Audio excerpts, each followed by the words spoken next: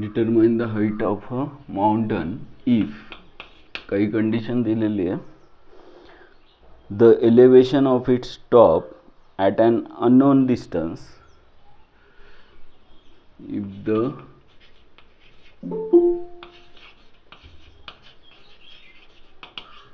elevation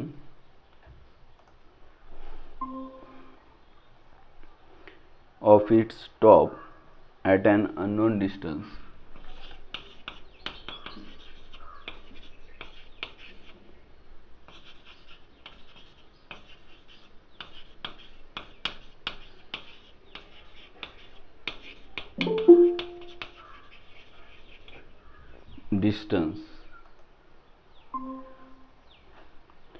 from the base is 30 degree. Question लिहून घ्या. From the base is 30 degree and a distance 10 kilometer further off and a distance 10 kilometer further off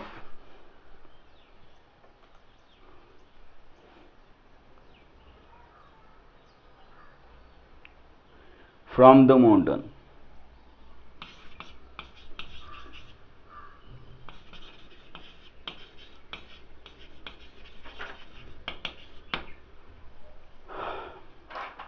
Along the same line.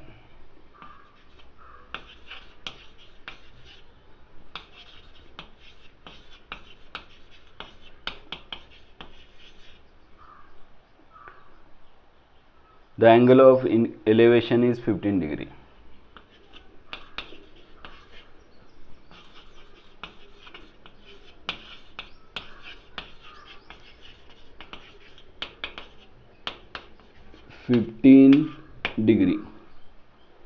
आणि मग use tan 15 is equal to 0.27.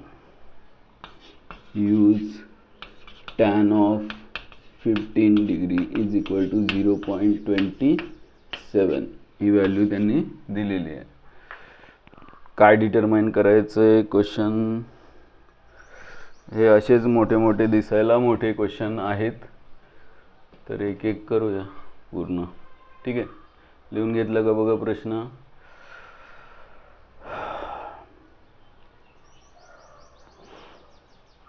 Last लेक्चरला कालचे recording actually video झालेला नाही आहे. कोण absent होते त्यांच्यासाठी कालचा व्हिडिओ ॲक्च्युली महत्त्वाचे एक्झाम्पल आहेत. कालचे झालेले एक्झाम्पल महत्त्वाचे होते, पण त्याचा रेकॉर्डिंगचा प्रॉब्लेम झाला. त्यामुळं कुणाचे बाकी असतील कालचे तर कोणाकडून तरी घ्या. क्वेश्चन महत्त्वाचे आहेत आणि छान आहेत.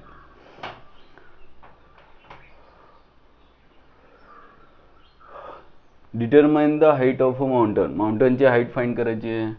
आपण माउंटनची हाईट काय घेऊया तर ए बी घेऊया.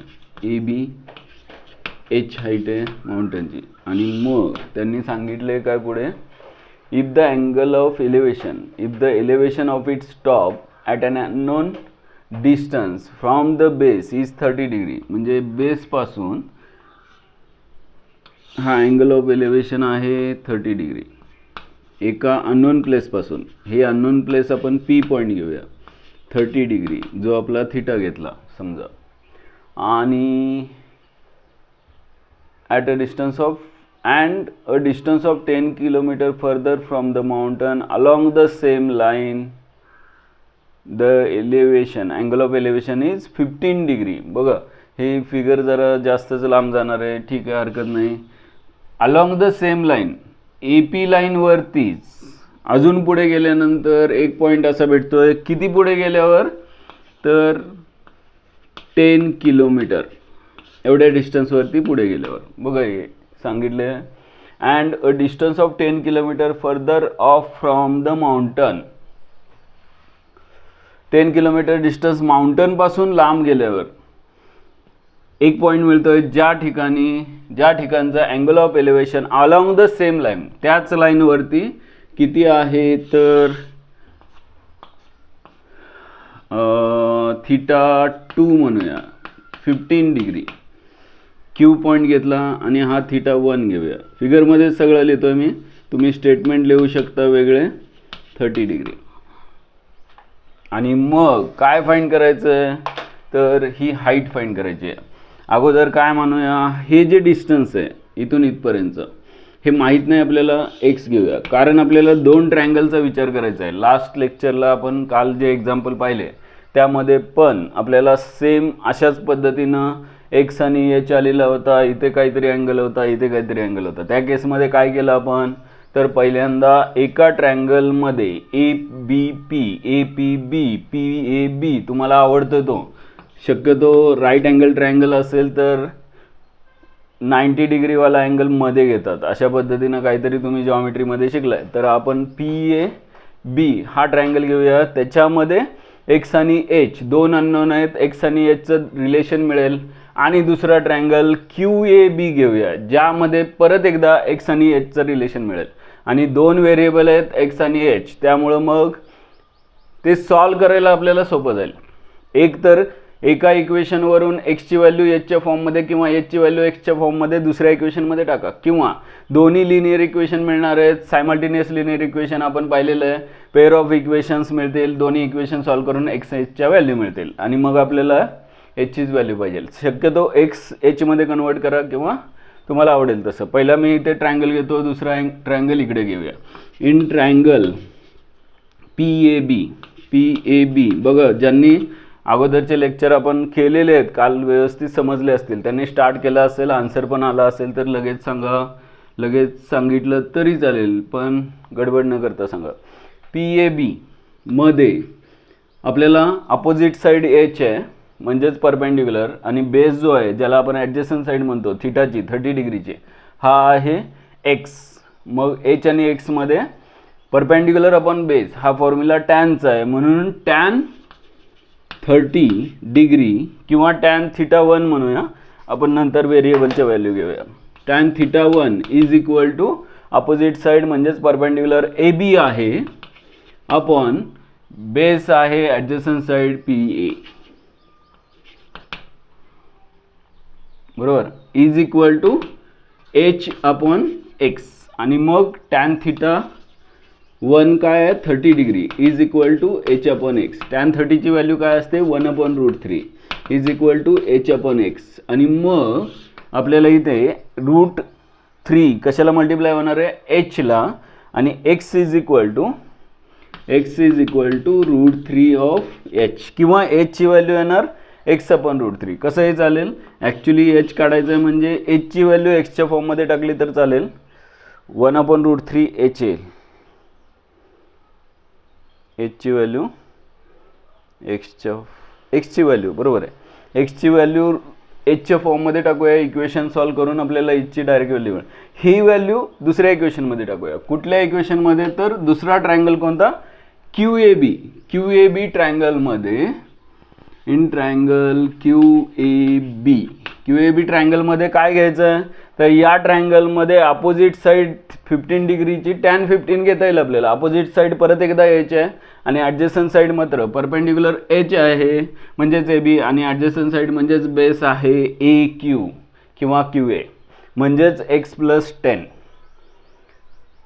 बघा tan of θ2 is equal to, या ट्रायंगलमध्ये tan θ2 is equal to perpendicular म्हणजेच अपोजिट साईड आहे ए बी अपॉन बेस आहे मात्र क्यू ए म्हणजेच एच अपॉन काय एक्स प्लस 10. आणि इथे tan of 15 degree is equal to H upon X plus 10. Tan 15ची व्हॅल्यू त्यांनी दिलेली आहे 0.27 घेता येईल. 0.27 is equal to H upon X plus 10. एक काम करूया, हे कॅल्क्युलेशन पुढचं इझी होण्यासाठी. एक्स इज इक्वल टू √3ची व्हॅल्यू घेऊया जी आपल्याला माहिती आहे 1.732h, म्हणजे तुम्हाला कॅल्क्युलेशन पुढचे करता येतील. मग एक्सची व्हॅल्यू काय घेतली 1.732h. अगोदर काय करूया तर हा डिनॉमिनेटर इकडे मल्टिप्लाय करूया म्हणजे 0.27 into x plus 10 is equal to h. आणि मग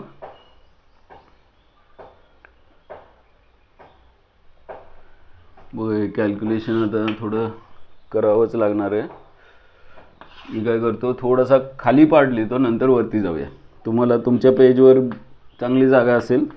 0.27 मल्टिप्लाय करूया. 0.27x एचच्या फॉर्ममध्ये चालेल. प्लस 10ला मल्टिप्लाय केलं तर डेसिमल पॉईंट चेंज होईल. 0.27चं 2.7 होईल. 10ला मल्टिप्लाय केलं इज इक्वल टू एच. आणि मग आता एक्सची व्हॅल्यू जी एचच्या फॉर्ममध्ये आली आहे ती टाकूया. म्हणजे 0.27 मल्टिप्लाय बाय हे कॅल्क्युलेशन जे करतोय मी, ही व्हॅल्यू इकडे टाकतोय. याच्या भरपूर मेथड आहेत, तुम्हाला आवडेल ती, तुम्हाला जे प्रॅक्टिस असेल, तुम्हाला जी सोपी वाटते त्या पद्धतीनं तुम्ही कॅल्क्युलेशन करू शकता. मला असं वाटतंय की हे असं घ्यावं, हे इकडचं इकडे घ्यावं. तुम्ही कशाही पद्धतीनं करू शकता. हे √3च्याच फॉर्ममध्ये एक्स घेतला असता इथे टाकला असता तरी चाललं असतं. पण हे 0.27ने मल्टिप्लाय करणं. परत मी इथे किंमत टाकतो 1.732h. पण हे कॅल्क्युलेशन केल्याशिवाय होत नाही तर काही जण मग एक्झाममध्ये सोडून द्यावं लागतं, दुसरं ऑप्शन नसतं. हे करायचेच असतात, आपोआप होतच नाही. म्हणजे डेसिमल पॉईंट आपल्याला कुठे मल्टिप्लाय ॲडिशन करत जायचं, प्रॅक्टिस केलेलं नसतं आणि मग एक्झाममध्ये ऑप्शनच नसतं. असं मग समाधान मानायला लागतं. एवढं सगळं केलं, अर्धा मार्क तर मिळेल. ॲक्च्युली 2 मार्क 3 मार्क तुम्हाला मिळू शकतो. फक्त मल्टिप्लिकेशन करणं गरजेचं आहे, जे तुम्ही करताल. बघा 27नी 1732ला मल्टिप्लाय करा. जे काही आन्सर येईल ते डेसिमल पॉईंट हे 3 डिजिट आणि हे 2 डिजिट, 5 डिजिट नंतर द्या. आणि प्लस 2.7 आहे एचची व्हॅल्यू काढायची आहे ना. एचच्या टर्म्स एका बाजूला घेता येतील. 170 आता कुठे करणार आहे मग कॅल्क्युलेशन. 1732ला मल्टिप्लाय काय करणार आहे 27. ठीक आहे. 7 दुनी 14, 7 to the 14 आणि 7 3 जा 21 + 1 22. त्यानंतर 7 7 जा 49, 49 50 51. त्यानंतर 7 1 जा 7 + 5 12. आणि मग परत इकडे तुम्ही 0 देता, क्रॉस देता, काय बघा. 2ने मल्टिप्लाय केलं 2 to the 4, 2 3 जा 6, 2 7 जा 14 आणि 2 1 जा 2 3. आणि मग यांची ॲडिशन केल्यावर 4 4 2 6 6 1 7 6 आणि 4. आणि गंमत काय आहे, हे 3 डिजिट डेसिमल पार्टमधले आणि हा 2 डिजिट, म्हणजेच आपला डेसिमल पॉईंट कुठे येणार 5 डिजिट नंतर. 1 2 3 4 5. 0.4674 एवढा छोटासा आन्सर आला. 0.4674. शांतपणे केलं तर चुकणार नाही. माझं चुकलं असेल तर सांगा, माझी गडबड होते असेल तरी बघूया. आणि मग आपल्याला कशाची व्हॅल्यू काढायची आहे एचची. अगोदर काय करूया, एचच्या टर्म्स एका बाजूला घेऊया. म्हणजे हा विचार 2.7 तिथेच ठेवूया. आणि ही याची छोटी टर्म आहे बघा, हे मोठं दिसत असेल तरी 0.4 आहे आणि इथे 1h आहे, म्हणजे ही व्हॅल्यू मोठी आहे. 1hच्या बाजूला ही लहान टर्म घेऊया. म्हणजे इथे राहणार फक्त 2.7 is equal to h minus 0.4676. हे विचित्रच होतंय की रे कॅल्क्युलेशन. परत हे इकडे डिवाइड होणार. 2.7ला डेसिमल पार्ट एवढ्या नंबरनी डिवाइड करायचं, हे काहीतरी वेगळं होतं. इझी कसं होईल, 0.27 आहे, इझी कसं होईल.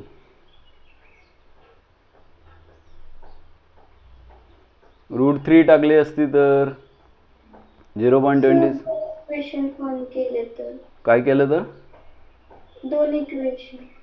2 इक्वेशन हां 2 इक्वेशन फॉर्म केले तर इथे पण x येतोय, पण इथे 0.27x येतोय. समजा 2 इक्वेशन फॉर्म करायचं असेल तर मग इथे काय येणार 0.27x - h is equal to -10 किंवा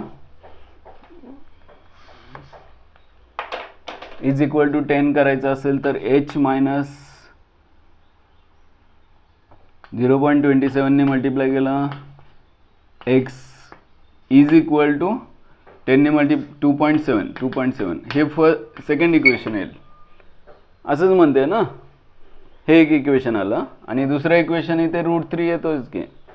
ठीक आहे, दुसरं इक्वेशन येईल √3h minus x is equal to 0 आणि मग परत √3 ने इथे मल्टिप्लाय करावंच लागणार दोन इक्वेशन सॉल्व करायचे तर, किंवा 0.27 ने याला मल्टिप्लाय करायला लागणार एक्सची टर्म कॅन्सल व्हायला, म्हणजे परत कॅल्क्युलेशन हे करावंच लागणार आहे. तुझं आलेलं आहे का दोन इक्वेशन करून प्रीती?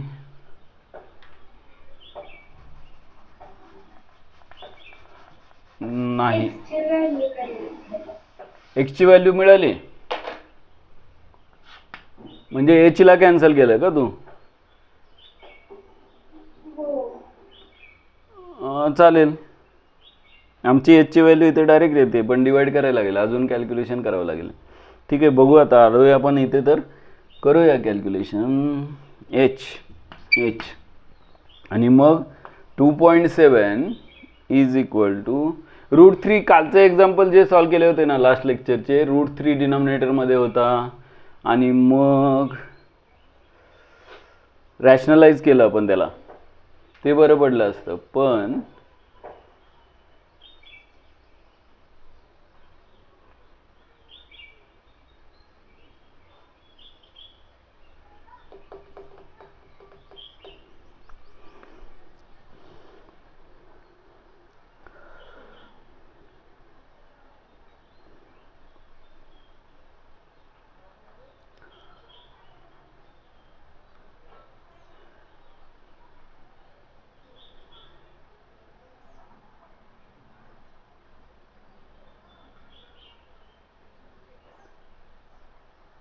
ठीक आहे, 0.46 हाच प्रश्न आहे आणि मग डिवाइड करायचंच आहे.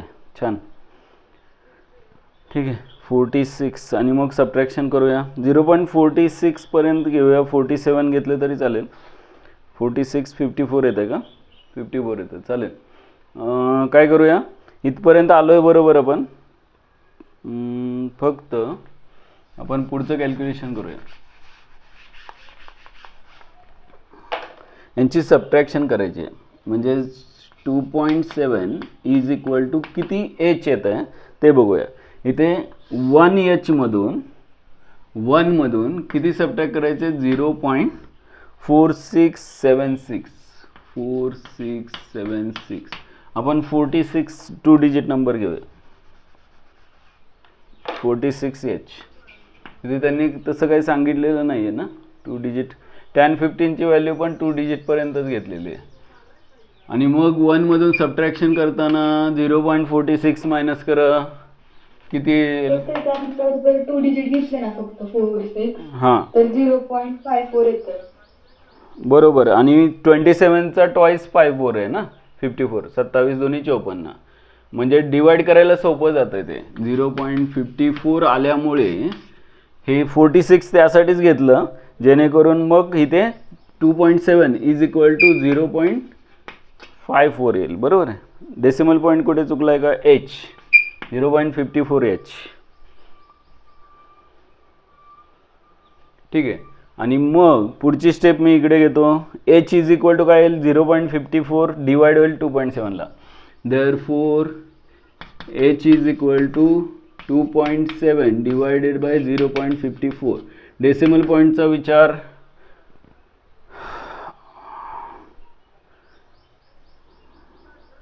डेसिमल पॉईंट एक कॅन्सल झाला, किंवा decimal point 27 multiply by 10 divided by 100 म्हणूया, डिवायडेड बाय 54 मल्टिप्लाय बाय 10. 2.7 म्हणजे 27/10. 2.7 म्हणजे 27/10 आणि 0.54 म्हणजे 54/100. मग हे दोन कॅन्सल झाले आणि 54च्या ट्वाइस किती आलं? सॉरी, 27च्या ट्वाइस 54, म्हणजेच फक्त 10/2 राहिले. आणि 10/2 म्हणजेच काय? 5. छान, म्हणजेच height h is equal to 5. आता कशाची हाईट आहे, माउंटेनची हाईट 5 मीटर नसणार आहे, डिस्टन्स कशात दिलं आहे, किलोमीटरमध्ये दिलं आहे, म्हणजे 5 किलोमीटर. ठीक आहे, बघा बरोबर आहे का. आपण आलो होतो कॅल्क्युलेशन, मी पण इथं नेहमीप्रमाणे सगळ्यांसारखंच मी पण बिचारा घाबरलो इथे, आता काय होईल कसं होईल. तर प्रॉब्लेम तिथेच आहे. 4 डिजिट डेसिमल पार्ट जो आहे 4 डिजिट घेतला असता तर मग हे 0.54 आले नसते, आणि मग इथे जर 0.54च्या ऐवजी 0.53 समथिंग आलं असतं 4 डिजिट नंबर, तर मग इथे डोकं फिरलं असतं की 27नी कसं डिवाईड करायचं. ॲक्च्युली तुम्हाला 10th नंतर 11thमध्ये हे असले नंबर जर असतील डिवाईड करायचे, 27 डिवायडेड बाय 5 4 6 6 असं काहीतरी आहे समजा, तर हे डिवाईड करायला किंवा डेसिमल पॉईंट कुठेही असू दे, त्यासाठी डिव्हिजन करायला मल्टिप्लाय करायला असल्या नंबरसाठी एक छान ऑप्शन आहे लॉग टेबल असतो. कॅल्क्युलेटरसाठीच सारखंच असतं, पण ते छोटंसं एक टेबल आहे. लॉग टेबल जर तुम्हाला येत असेल, जे तुम्हाला 11वीत गेल्याबरोबर शिकवतात, तर तुम्हाला हे कॅल्क्युलेशनची भीती पण वाटत नाही आणि बिनधास्त छानपैकी करता येतं, जर ते कळालं असेल तर व्यवस्थित. फक्त इथे मी का थांबलो, तर आपल्याकडे लॉग टेबलचा वापर नाही करायचा, आपल्याला असंच डायरेक्ट करायचं आहे. डायरेक्ट करायचं असेल तर 54 घेणं गरजेचं आहे, 46 घेणं गरजेचं आहे. 0.46 मायनस केल्यावर 1मधून 0.54 येणार आहे, आणि मग 27नी 54ला डिवाईड होणार आहे. तर याच्या पुढचा पार्ट मी बाण दाखवतो, हां इथपर्यंत येणार आहे, आणि हा जो वरचा पार्ट आहे तो वेगळा आहे. हे तुम्हाला समजेल कारण तुम्ही लक्ष दिलं आहे. मी पुढचा क्वेश्चन लिहितो, बघा कंप्लीट करा पटकन.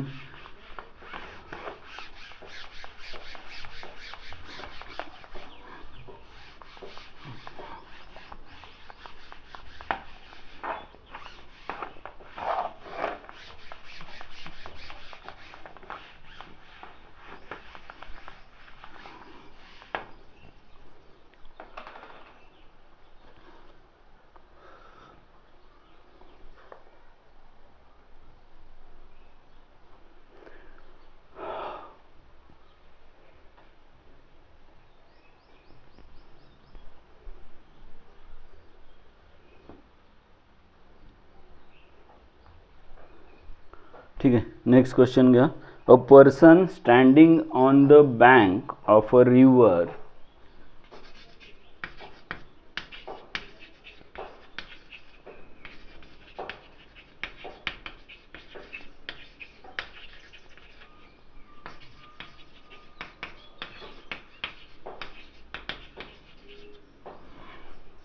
observes that the angle of elevation of the top of a tree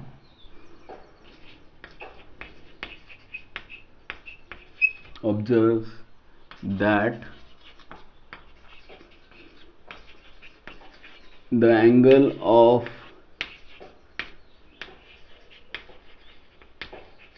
elevation of the top of a tree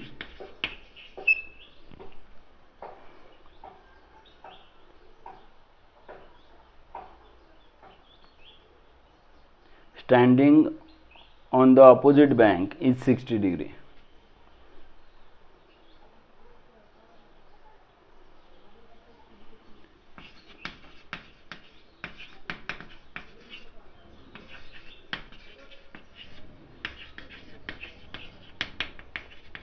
Opposite bank is 60 degree.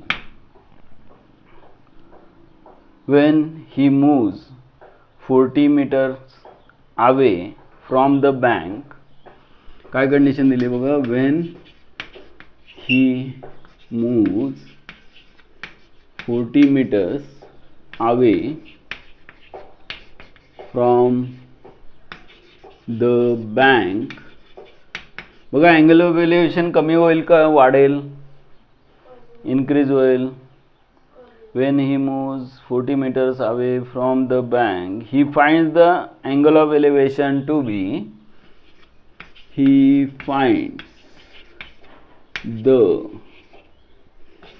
angle of elevation to be 30 degree कमी होणार आहे, हे आपल्याला समजलं पाहिजे. Find the height of the tree and the width of the river. आता इथे फक्त हाईट नाही विचारली, रिव्हरची विड्थ पण विचारली आहे. Find the height of the tree and width of a river. Start करा. महत्त्वाचा यातला सगळ्यात महत्त्वाचा पार्ट आहे म्हणजे तुम्हाला फिगर काढता आली पाहिजे.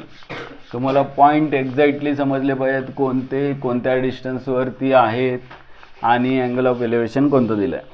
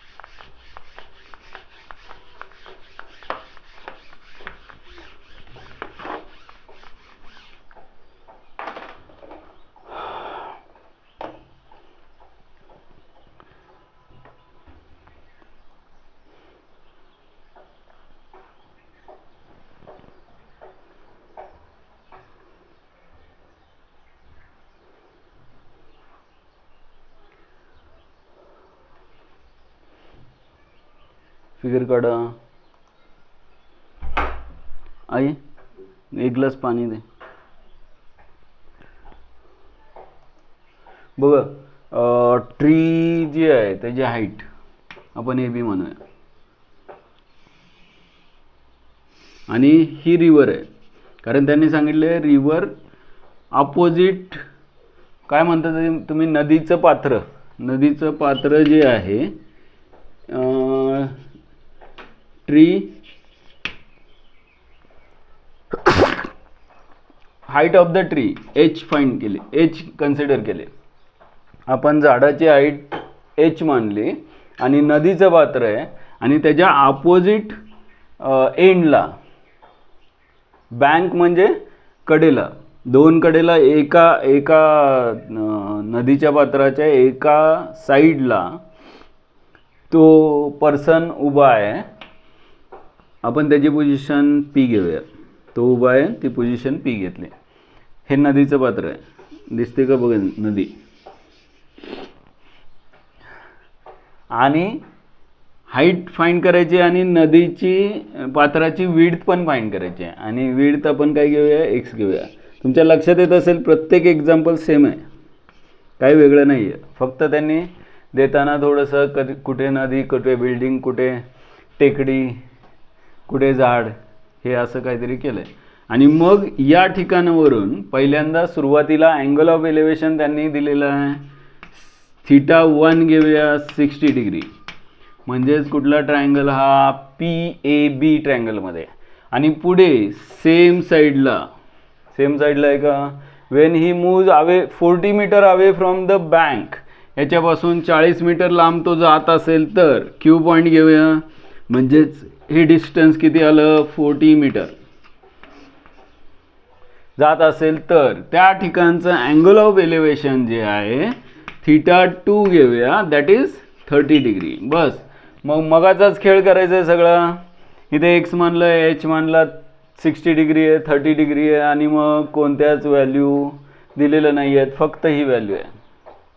पहिल्यांदा हा ट्रायंगल घेऊया, नंतर हा ट्रायंगल घेऊया. म्हणजेच सुरुवातीला इन ट्रायंगल इथे घेतो म्हणजे एवढ्यात बसेल आणि हा पार्ट इकडे घेऊया. इन ट्रायंगल पहिला ट्रायंगल घेऊया, हा PAB, इन ट्रायंगल PAB. आणि मग ट्रिग्नोमेट्रिक रेशो तोच टॅन थिटा, अपोजिट्स ॲडजसंट म्हणजेच perpendicular base. Tan θ1 is equal to AB upon base PA. म्हणजेच tan 60 degree is equal to A B काय आहे एच अपॉन एक्स. टॅन 60ची value √3 असते का कन्फर्म करा. एच अपॉन एक्स म्हणजेच तुम्हाला इथे h is equal to √3x ही व्हॅल्यू आली किंवा x is equal to H upon √3 कसंही चालेल. मला ही व्हॅल्यू टाकायला आवडेल. दोन्ही व्हॅल्यू विचारल्यात एक्स पण एच पण. आणि मग दुसरा ट्रायंगल जो हा आहे QAB हा ट्रायंगल इकडे घेऊया. तुमच्या पेजमध्ये तुम्ही पण असं इकडे आणि तिकडे करू नका. एका खाली एक घ्या, फिगर काढा छानपैकी, त्याच्यावरती क्वेश्चन असू दे, त्याच्या खाली फिगर असू दे, फिगरच्या खाली मग पहिल्यांदा हा ट्रायंगल घेतला, त्याच्या खाली दुसरा ट्रायंगल घ्या QAB. मला इथे इकडे तिकडे करावं लागतं. इन ट्रायंगल QAB ट्रायंगलमध्ये θ2 अँगल कन्सिडर केला आहे. Tan of θ2 is equal to त्याची अपोजिट साईड ABच आहे पण परपेंडिक्युलर ABच आहे पण बेस मात्र ॲडजस्टंट साईड मात्र या मोठ्या ट्रायंगलमध्ये QA येणार आहे QA. आणि मग टॅन ऑफ इथला अँगल आहे 30 डिग्री. इथे 60 होता पण हा 30 आहे इज इक्वल टू AB म्हणजे H म्हणलं आपण आणि QA मात्र x+40 जास्त छान वाटेल x+40 आणि टॅन 30ची व्हॅल्यू 1/√3 असते is equal to H upon x+40. आणि मला एक्सची व्हॅल्यू एचची व्हॅल्यू √3x टाकायची आहे म्हणजेच 1/√3 इज इक्वल टू √3x कारण ही व्हॅल्यू टाकायची आहे मला divided by √3x upon x+40. आणि मग हे सॉल्व करायचं आहे. सॉल्व कुठे करायचं तर खाली जागा मला पुरणार नाही आहे, मी इकडे येतो वरती. √3 इकडे मल्टिप्लाय करूया छानपैकी. हा x+40 इकडे 1ला मल्टिप्लाय होईल. Therefore x+40 is equal to √3ने √3ला मल्टिप्लाय केलं तर 3x. आणि मग x लाईक टर्म्स एका बाजूला घेऊया. x इकडे आल्यानंतर 3x - x येईल. 40 is equal to 3x - x म्हणजेच 40 इज इक्वल टू 2x म्हणजेच x इज इक्वल टू 40/2 म्हणजेच xची व्हॅल्यू 20 मीटर का किलोमीटर. अरे मीटर तो चालत गेलाय किलोमीटर कुठे मीटर.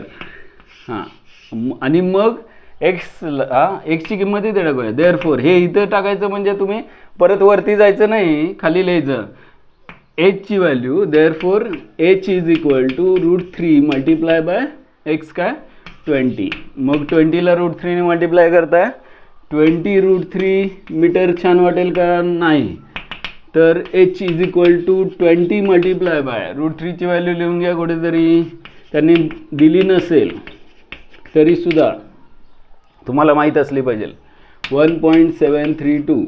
याचा उपयोग ॲक्च्युली बोर्डला तुम्ही हे आहे तसं आन्सर ठेवलं तर चालेल 20√3 मीटर काही प्रॉब्लेम नाही आहे. पण जर MCQ असेल आणि MCQमध्ये ऑप्शन जर डेसिमल पॉईंटमध्ये आन्सर असेल आणि त्याच्यामध्ये थोडाफार फरक असतो 4 ऑप्शनमध्ये त्या केसमध्ये तुम्हाला √3ची एक्झॅक्ट व्हॅल्यू टाकून सॉल्व करता आलं पाहिजे. आणि मग एच किती येतोय. Therefore H is equal to 24.64 metre 34.64 metre 34.64 metre बरोबर आहे का. बरोबर आहे 34.64 मीटर.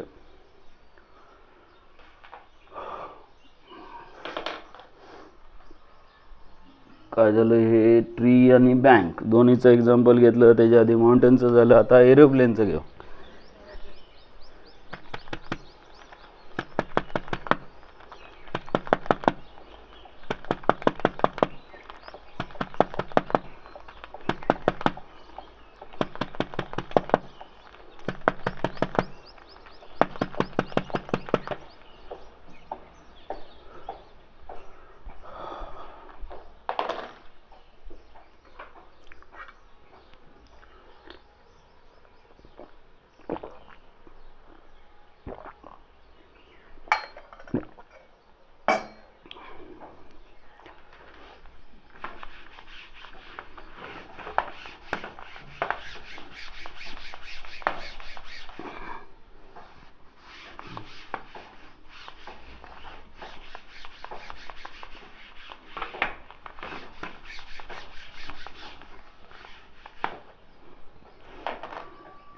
ठीक आहे.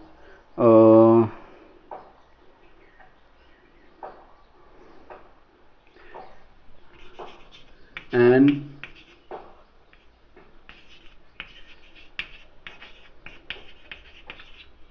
aeroplane at an altitude of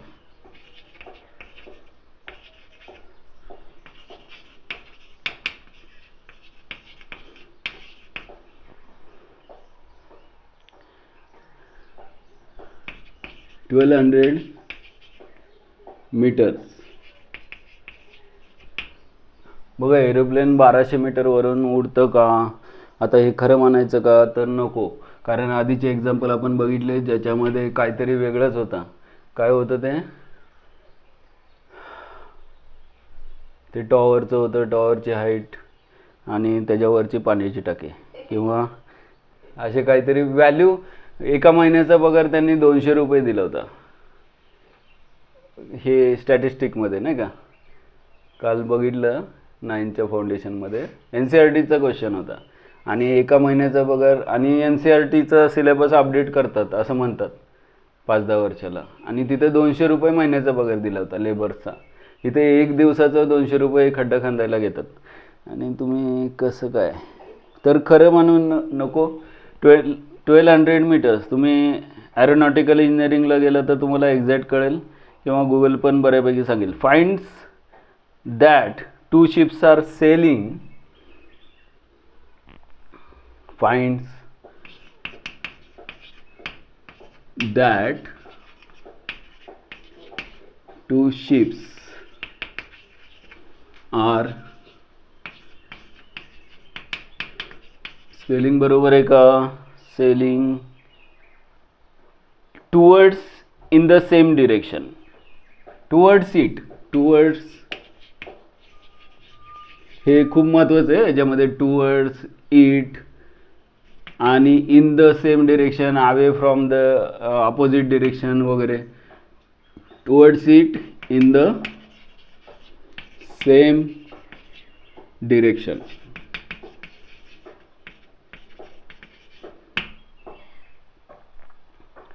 अपूर्व आहे. अजून कोण येऊन गेलं आहे का? असं राशी, नेहमीप्रमाणे राशीचं अवघड झालंय ना. towards in the same direction. The angles of depression of the ships are observed from the angles of. आता खरं तुमच्याकडे पेशन्स तयार झालेले असले पाहिजेत की अर्धा तास, 1 तास, 2 तास, 3 तास तुम्ही सब्जेक्टमध्ये बसलेला असाल तर तुम्हाला वेळ गेलेला कळलेला पण नाही पाहिजे. ज्यावेळेस 1 महिना 15 दिवस एक्झाम राहिलेली असते, लांब असते, त्यावेळेस आता तुमचं ॲप्रोच असा पाहिजे. The angles of depression of the ships are observed. Angles of depressions of the ships. विमानावरनं बघताना angle of depressions of the ships are observed from the aeroplane are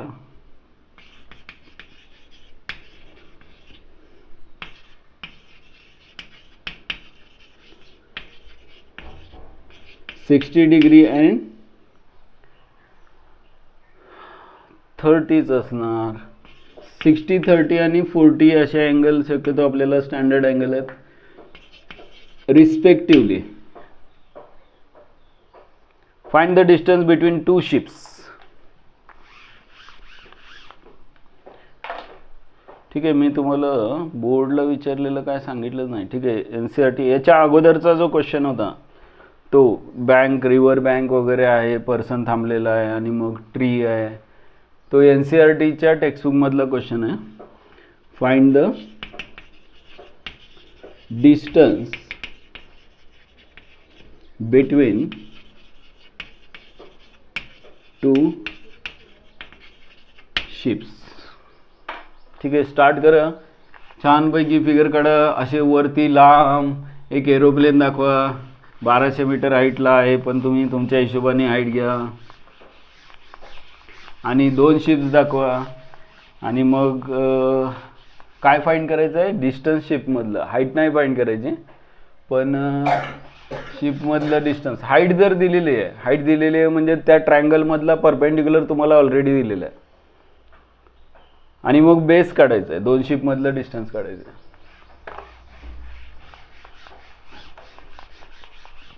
काय दिलंय, काय राहिलंय, काय पाहिजे ते सगळं फिगर काढल्यावर लक्षात येईल आपल्या. छोटीशी छानशी फिगर काढा ज्याच्यामध्ये एरोप्लेन नका काढू. पॉईंट घ्या ए, ज्या ठिकाणी एरोप्लेन आहे.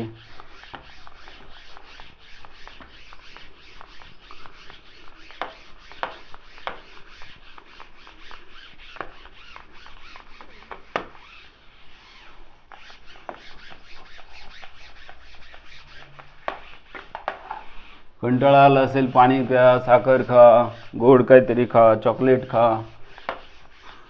थोडंसं पाय मोकळे करा क्वेश्चन लिहिता लिहिता. लेफ्ट होऊ नका. लेफ्ट झालं की परत यावंसं वाटणार नाही. ठीक आहे. काय करूया आपण, एरोप्लेनची पोझिशन ए. आता जरा ए बी घेऊया, पण एरोप्लेन वरती घेतला, ए वरती घेतला. आणि बेस 1200 मीटर, 1200 मीटर हाईट आहे ए बी. ठीक आहे. बेस खाली जमिनी ग्राउंडपासून 1200 मीटरवरती आहे. आणि 2 शिप्स आहेत. मग शिप्स समुद्राच्या वरती. इथे एक शिप आहे का, same in the direction, selling towards it, म्हणजे एरोप्लेनच्या कडे येत आहेत. आणि त्यांचा अँगल ऑफ डिप्रेशन बघा. अँगल ऑफ डिप्रेशन गंमत आहे. 2 शिप्स आहेत. आपण S1 शिप घेऊया आणि S2 शिप घेऊया. आणि हा जो आहे पहिल्या शिपचं अँगल ऑफ डिप्रेशन कसा दाखवायचा, तर या पॉईंटवरून इकडे बघताना, शिपकडे बघताना हॉरिझॉन्टल लाईनशी केलेला अँगल म्हणजे अँगल ऑफ डिप्रेशन. हा एक अँगल आहे. आणि दुसऱ्या शिपकडे बघताना हॉरिझॉन्टलशी केलेला अँगल म्हणजे दुसरा अँगल. तो किती दिलेला आहे, तर 60 डिग्री आणि 30 डिग्री. म्हणजे हा जो पहिला अँगल आहे, आपण हा अँगल 2 लाईनमध्ये दाखवूया. θ1 हा इथे दाखवतो.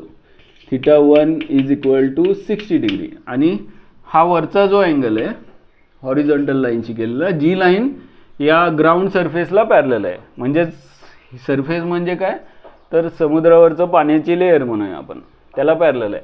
आणि याच्याशी केलेला θ2 जो अँगल आहे तो 30 डिग्री दिलेला आहे. आणि मग या 2 पॅरलल लाईन्स आहेत, ही ट्रान्सव्हर्सल असेल तर हा अँगल 60 असेल तर आपल्याला माहिती आहे हा सुद्धा अँगल 60 येणार, ज्याला आपण θ1 म्हणतोय. आणि हा 30 असेल तर हा सुद्धा θ2 30 डिग्री येणार. का, तर हे कसले अँगल आहेत, पॅरलल लाईन्स आणि ट्रान्सव्हर्सल अल्टरनेट अँगल आहेत. हे इक्वल असतात, हे आपल्याला खूप अगोदरपासून माहीत आहे. बघा शिप दिसले का, आणि एरोप्लेन दिसलं का. आणि करा सुरुवात. पहिला डिस्टन्स कोणता, तर शिपमधलं डिस्टन्स जे कॅल्क्युलेट करायचं आहे, एक्स घेऊया.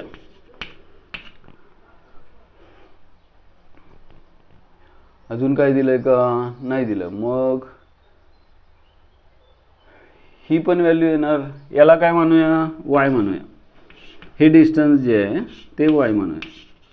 वाय नाही कॅल्क्युलेट करायचं, पण इक्वेशनमध्ये इथे वाय मिळेल, ती वायची व्हॅल्यू या इक्वेशनमध्ये टाकता येईल, एक्सची व्हॅल्यू मिळेल, चालेल.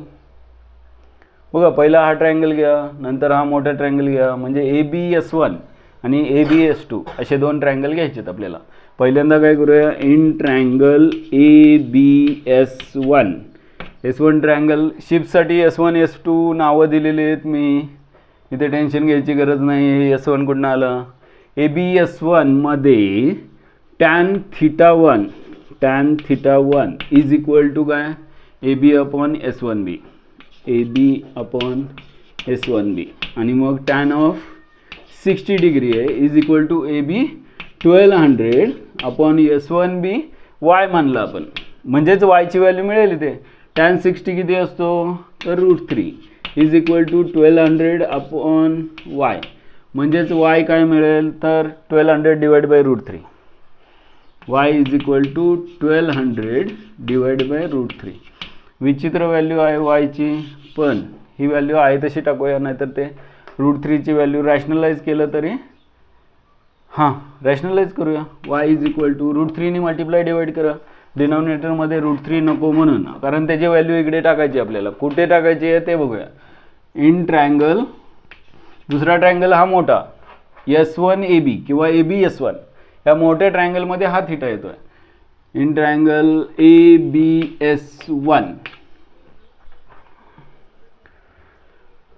ABS1 ट्रायंगलमध्ये tan θ2 is equal to tan of θ2 is equal to opposite side म्हणजेच परपेंडिक्युलर AB आहे, आणि S1 नाही, हा कोणता ट्रायंगल आहे S2 आहे ना, S2B बेस कोणता आहे S2B, आणि जो AB ची व्हॅल्यू आहे 1200 अपॉन S2B काय आहे x प्लस वाय, S2B आहे x प्लस वाय, आणि tan ऑफ 30 डिग्री, आणि tan 30 ची व्हॅल्यू असते 1/√3. बरोबर आहे का बघा. 1200 अपॉन इथे x प्लस वाय मध्ये y ची व्हॅल्यू आपल्याला टाकता येईल √3 च्या फॉर्ममध्ये, त्यासाठी. आणि √3 दोन्ही साईडला कॅन्सल होईल, नाही ॲडिशन करायची आहे ना. √3 च्या फॉर्ममध्ये √3 बघूया आपण, x प्लस वाय, आणि मग हे क्रॉस मल्टिप्लाय करूया. x प्लस वाय 1ला मल्टिप्लाय केले तर x plus y is equal to √3 1200ला मल्टिप्लाय केले 1200 √3, आणि मग इथे y ची व्हॅल्यू √3 च्या फॉर्ममध्ये टाकली, कॅल्क्युलेशन करून x ची व्हॅल्यू मिळेल. चालेल. बघा मी काय करतो, इथे √3 नी मल्टिप्लाय डिवाइड करतो, का तर मला हा डिनॉमिनेटरचा √3 नको आहे. √3 इंटू √3 3 येणार आहे, 3 4 जा 12, म्हणजेच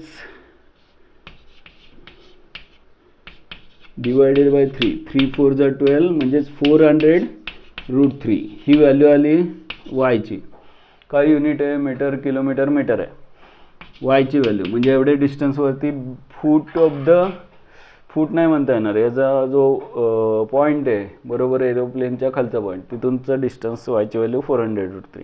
ही व्हॅल्यू टाकूया याच्यामध्ये, म्हणजेच x plus 400 √3 is equal to 1200 √3, आणि ही टर्म राईटला गेल्यावर x इज इक्वल टू येणार 1200 √3 मायनस 400 √3. 1200 मायनस 400 म्हणजेच 800 √3, आणि मग आन्सर असंच दिलं आहे का √3 ची व्हॅल्यू टाकून मल्टिप्लाय केलं आहे ते बघूया. ॲक्च्युली टाकलेली आहे शेवटी व्हॅल्यू, हे पण बरोबर आहे, पण शक्यतो 800 मल्टिप्लाय बाय करा.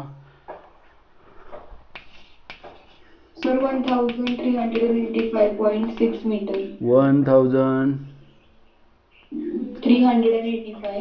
1385.6 मीटर, 0.6 मीटर. चालेल. हे काय आहे तर दोन शिपमधलं डिस्टन्स, दोन शिपमधलं डिस्टन्स आहे, म्हणजेच x ची व्हॅल्यू साधारण 1300 मीटर, म्हणजेच 1.5 किलोमीटर घेऊया.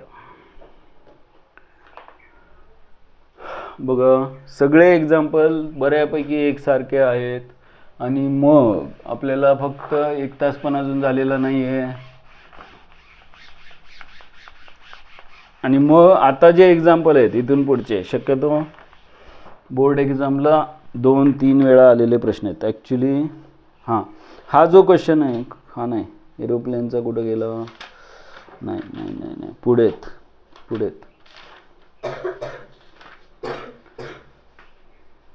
अजून एक एक्झाम्पल घेऊन नंतर मग बोर्डला आलेले क्वेश्चन घेऊ.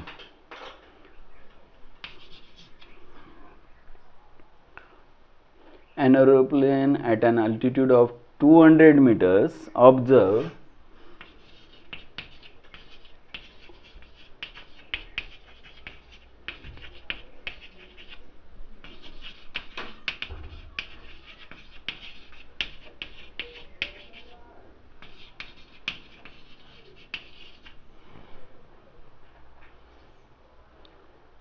the angle of depression of opposite points on the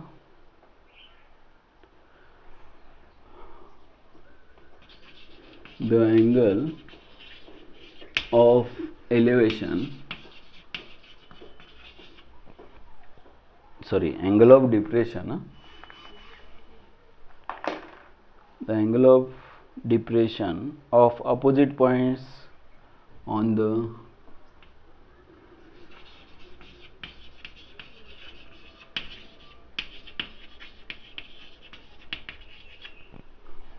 angle of depressions of opposite points on the two banks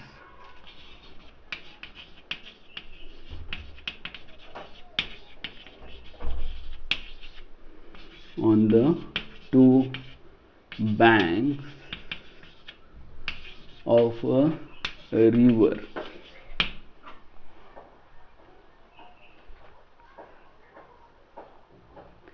To be 45 degree and 60 degree.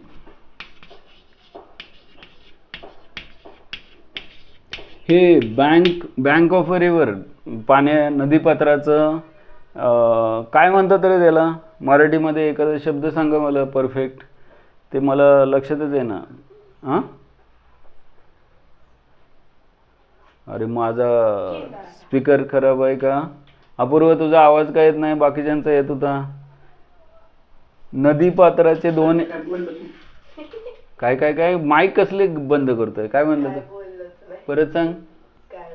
काय बोललंच नाही. शाबाश, चांगला आवाज येतो की तुझा, बोल ना. मग नुसताच माईक बंद चालू करतो.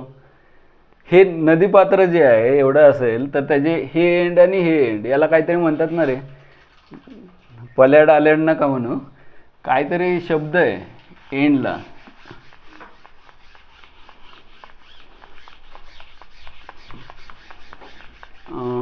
मराठीत आपला छान शब्द आहे, मला आता आठवत नाहीये. River bank, bank of a river, हे इंग्लिशमध्ये. बँक ऑफ रिव्हर म्हणजे नदीचं एक टोक आणि दुसरं टोक नदीपात्राचं. काय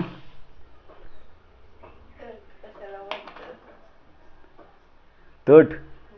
तट तट कशाला म्हणतात रे? ते किनारा. किनारा किनारा तो समुद्र किनारा आला. किनारा नाही का ते गाणं असतं समुद्राचे किनारी, पण नदीचा किनारा असतो का? तीर. हा, यस. या तीरावर, त्या तीरावर, नदीच्या तीरावर, बरोबर. तीर म्हणजे तो तीर नाही, हा, तीर म्हणजे नदीचं तीर. बघूया, बघा एरोप्लेन काय घेऊया, मध्ये घेऊया, आणि ते जवळ आहे, 200 मीटर आहे. मगाचं एरोप्लेन खूप लांब होतं, समुद्राच्या वरती होता, 1200 मीटरवर. आता मात्र हे एरोप्लेन जे आहे ते नदीच्या वरती आहे. A for aeroplane. हां, काय करायचं? हां, शाबाश. बघूया की नदीपात्राचा, हे नदीचं पात्र आहे आणि त्याचं bank of a river, to bank of a river म्हणजे हा ए घेतल्यावर हा बी आणि सी घेऊया. हे नदीचं एक तीर आहे आणि दुसरा तीर आहे. काय म्हणतात त्याला? एंड आहे नदीचे. हे नदीचं पात्र आहे. आणि मग काय फाइंड करायचं सांगा? क्वेश्चन पूर्ण झाला नाही, कसं फाइंड करणार रे अपूर्व? लिहू दे की पूर्ण. काय बोलला तू? Find the width of the river. हे बघ, find the width of the river. आता सांगा पूर्व, फाइंड काय करायचं? आणि महत्त्वाचं काय माहिती आहे, NCERT नाही विचारलेला हा क्वेश्चन नाही, असे पुढचे क्वेश्चन आहेत पुढे बरेचसे. हां, आता 200 व्हॅल्यू कशाची दिली सांगा? 200 नदीच्या या किनाऱ्यापासूनची दिली काय यापासूनची?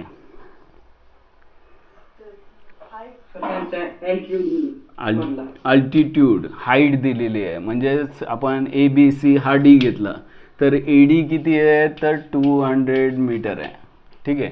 आणि मग छानपैकी एक अँगल, ॲक्च्युली फिगर माझी चुकली, एक 45 चुकली नाही म्हणता येणार, हा θ1 45 डिग्री अँगल करतोय आणि हा थिटा 2 60 डिग्री अँगल करतो आहे. म्हणजे दोन ट्रायंगल इथे पण येतील, ए बी डी आणि ए सी डी. मी इथे एक triangle in triangle A B D इथे घेतो आणि इथे in triangle A C D इथे घेतो. आणि ए बी डीमध्ये अपोजिट साईड म्हणजेच परपेंडिक्युलर माहिती आहे आपल्याला किती 90 आहे. आणि बेस आपल्याला काय फाइंड करायचं आहे, तर ही विड्थ फाइंड करायची आहे इथून इथपर्यंतची, म्हणजे बी सी फाइंड करायचा आहे.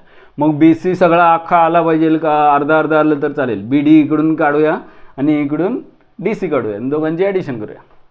स्टार्ट करा. टॅन 45 घेऊया, टॅन थिटा 1 इथे आणि टॅन थिटा 2 दुसऱ्या ट्रँगलमध्ये इकडे घेऊया. म्हणजे टॅनच का घ्यायचा, तर अपोजिट साईड म्हणजे परपेंडिक्युलर माहिती आहे आणि बेस आपल्याला फाइंड करायचा आहे, थिटा दिलेला आहे. म्हणून tan of theta 1 is equal to काय येणार आहे, A D upon B D.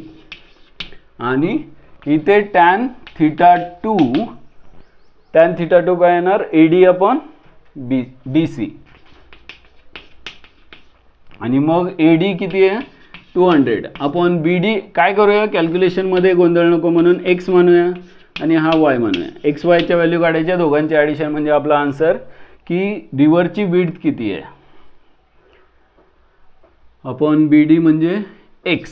आणि टॅन थिटा 1 किती आहे, टॅन 45 डिग्री. टॅन 45ची व्हॅल्यू 1 असते, is equal to 200 upon x, म्हणजेच x is equal to 200 metre.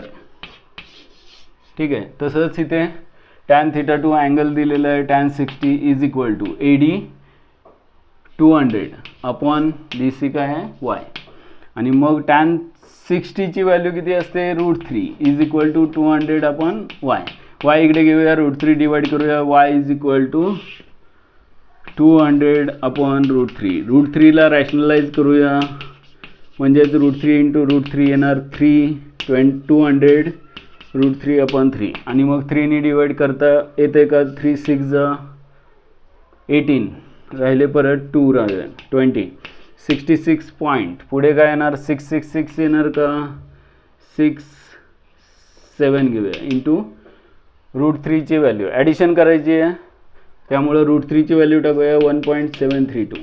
Multiply करा 1.73 वायची व्हॅल्यू मिळेल 66.66ला किंवा 3नी नंतर डिवाइड करूया. हे मल्टिप्लिकेशनपेक्षा डिव्हिजन नंतर करूया, हे जास्त सोपं होईल. काय करूया बघा, 200 आहे तसं ठेवलं आणि 1.732 हे मल्टिप्लाय करणं इझी होईल.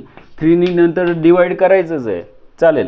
2नी मल्टिप्लाय केल्यानंतर 2 डेसिमल पॉईंट तर कॅन्सल होतील 2 झिरोला, म्हणजे राहिला एकच डिजिट डेसिमल पॉईंट. 2नी मल्टिप्लाय करा, 2 2 जा 4, 2 3 जा 6, 2 7 जा 14, 4 कॅरी 1, 2 1 जा 2 प्लस 1 3.